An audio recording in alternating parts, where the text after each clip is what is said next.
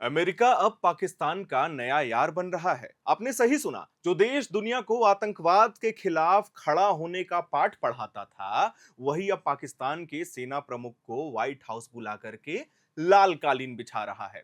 और हालात तो और भी घटिया तब हो गई जब असीम मुनीर ने अमेरिका की जमीन पर खड़े होकर भारत को परमाणु हमले की धमकी दे डाली। लेकिन अमेरिकी प्रशासन का जवाब पता है क्या आता है? सिर्फ 3 शब्द, वी टेक नोट।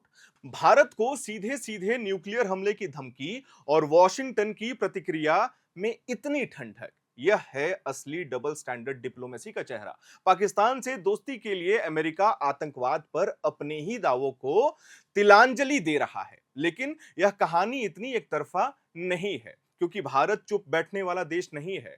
हमारे विदेश मंत्रालय ने असीम मुनीर के बयान को बेहद गैर जिम्मेदार साबित किया है और पाकिस्तान को इररिस्पॉन्सिबल न्यूक्लियर स्टेट करार दिया है। साफ कहा कि nuclear Saber rattling in Pakistan stocks in trade, यानी पाकिस्तान का असली व्यापार ही न्यूक्लियर धमकी है। और भारत ने यह भी चेतावनी दी है कि इस तरह की भाषा क्षेत्रीय शांति के लिए खतरनाक है और इसका जवाब भारत अपने तरीके से जरूर देगा। 11 अगस्त 2025 को अमेरिका ने पाकिस्तान समर्थित आतंकी संगठन बलूचिस्तान लिबरेशन आर्मी और उसकी मजीद ब्रिगेड को फॉरेन टेररिस्ट ऑर्गेनाइजेशन घोषित कर दिया।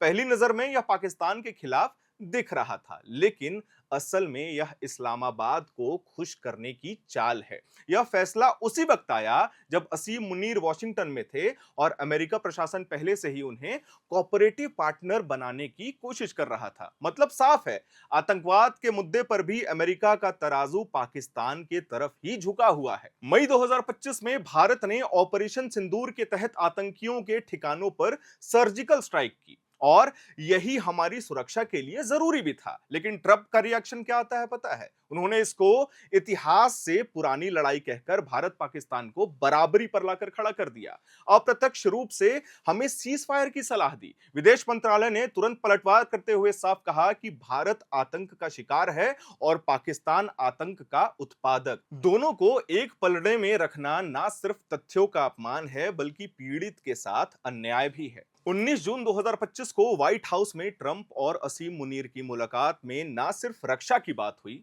बल्कि क्रिप्टो करेंसी, खनिज तेल और निवेश जैसे मुद्दों पर भी चर्चा हुई। यह संकेत था कि अमेरिका पाकिस्तान के बीच एक नई रणनीतिक साझेदारी बना रहा है। भारत ने इस पर भी कड़ा रुख अपनाते हुए कहा कि किसी भी देश की सुरक्षा हमारे राष्ट्रीय हित के खिलाफ होने पर हम चुप नहीं रहेंगे, चाहे वह साझेदारी कितनी भी बड़ी ताकत क्यों ना हो। पाकिस्तान को अमेरिका से मिलने वाली F-16 अपग्रेड, इंटेलिजेंस शेयरिंग और एनर्जी इन्वेस्टमेंट जैसी सुविधाएं सिर्फ कागज पर नहीं है, वे सीधे सीधे भारत की सुरक्षा को चुनौती देती है। लेकिन भारत ने स्पष्ट कर दिया है कि हम अपने हितों और सीमाओं की रक्षा किसी भी कीमत पर जाकर के करेंगे। अंतर्राष्ट्रीय मीडिया भी इसे नोट कर रहा है। फाइनेंशियल टाइम्स ने पाकिस्तान का चार्म ऑफेंसिव बताया और द गार्डियन ने लिखा कि यह नजदीकियां भारत की चिंता बढ़ा रही है। लेकिन यह बात पूरा विश्व जानता है कि भारत की चिंता कोई नहीं बढ़ा सकता। तो सवाल अब यह नहीं है कि अमेरिका का पाकिस्तान फ्रेंडली रुख भारत के लिए समस्या बनेगा या नहीं।